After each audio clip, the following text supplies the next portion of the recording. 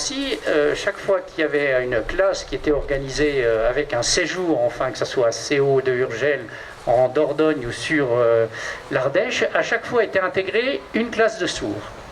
Donc à ce niveau-là, le club a été précurseur dans la prise en charge et l'accompagnement du handicap, notamment aussi avec les activités qui ont été menées avec les établissements spécialisés et les IME.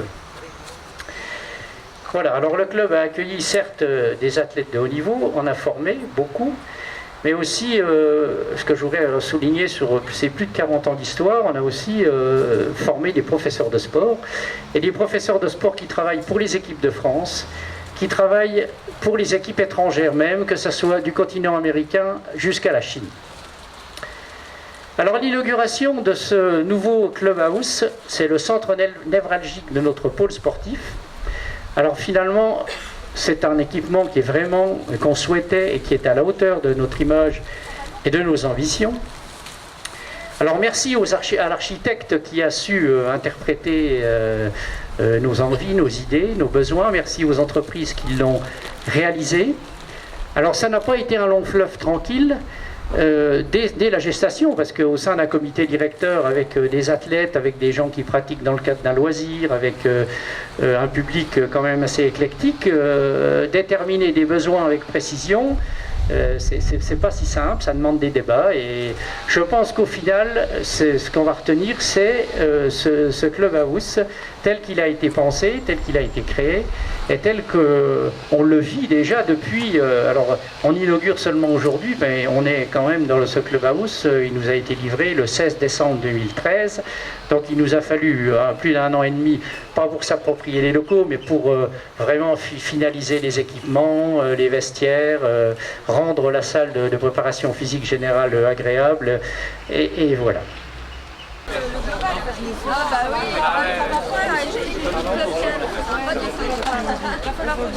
on va faire autre.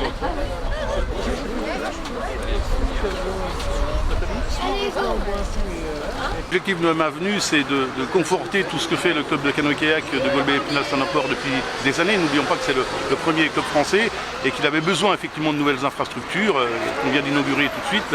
Et je pense que la présence du président de la Fédération française de canoë-kayak aux côtés du premier club de France en slalom, discipline olympique, était non seulement nécessaire, mais la preuve qu'on soutient nos clubs.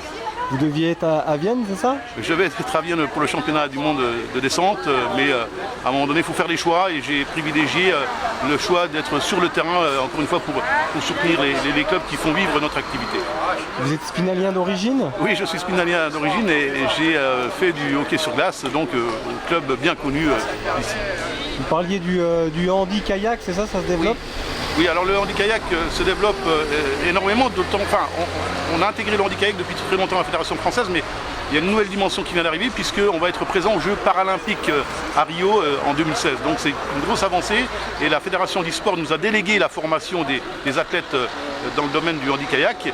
Et encore une fois, je tiens à remercier l'action du club de Golbey-Épinal-Saint-Naport dans ce domaine.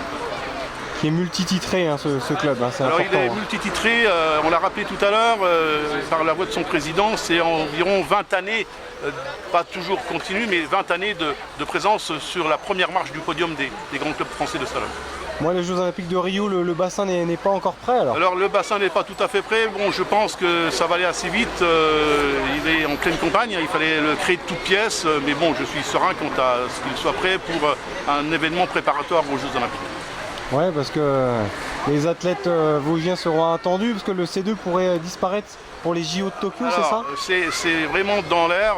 Le C2 pourrait disparaître au bénéfice, et ce qui est normal d'ailleurs, hein, de la pratique féminine, donc du canoë-kayak féminin, pardon. Par contre, moi je suis aussi pour qu'on puisse maintenir le C2, qui est quand même un bateau extraordinaire, et qui a rapporté d'ailleurs beaucoup de médailles à la France, dont un titre olympique. Et donc je fais de mon côté, j'essaie de faire tout ce qu'il faut pour qu'on arrive à ce maintien et trouver d'autres solutions pour arriver à l'équité homme-femme aux Jeux Olympiques. Bon, pour conclure, là, le C1 Mathieu Biasizo s'est qualifié pour la finale là, à Cracovie. Vous suivrez également avec attention le résultat de Gauthier Clos et Mathieu Péché ce dimanche. Oui, je les suis forcément. Déjà, ce sont des athlètes brillants au niveau de la Fédération française. Ils sont spinaliens en plus comme moi. Donc effectivement, je les suis toujours avec beaucoup d'attention.